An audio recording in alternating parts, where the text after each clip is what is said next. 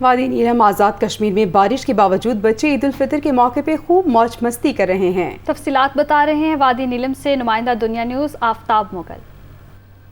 ہم اس وقت موجود ہیں وادی نیلم میں۔ یہاں پر عید الفطر آج مذہبی جوش و جذبے کے ساتھ منائی جا رہی ہے۔ یہاں پر عید کے اجتماعات میں پاکستان کی سلامتی، مقبوضہ کشمیر کے مظلوم کشمیری بہن بھائیوں کی آزادی کے لیے بھی دعائیں کی گئی۔ بڑوں کے ساتھ ساتھ بچوں نے بھی یہاں پر خوب موج مستی کی۔ ہمارے ساتھ وادی نیلم کے کچھ بچے موجود ہیں، ہم ان سے جاننا چاہیں گے کہ ان کی عید کیسی گزر رہی ہے۔ جی بیٹا، کیا کہنا چاہیں گے آپ؟ ہماری عید بہت اچھی گزری ہے اور میری طرف سے سب پاکستان بہن بھائیوں کو عید مبارک۔ جی ہماری عید بہت اچھی گزری ہے اور میری طرف سے تمام پاکستانی بہن بھائیوں کو عید مبارک۔ اور میں پاکستان کے لیے ایک نعرہ لگانا چاہتا ہوں، پاکستان زندہ باد! پاکستان زندہ باد! جی انہوں نے یہاں پر پاکستان کے حق میں نعرے بھی لگائے۔ یہاں پر بارش کے باوجود، سردی کے باوجود ہمیں بچے آج عید کے دن آئس کریم بھی کھاتے ہوئے نظر آ رہے ہیں۔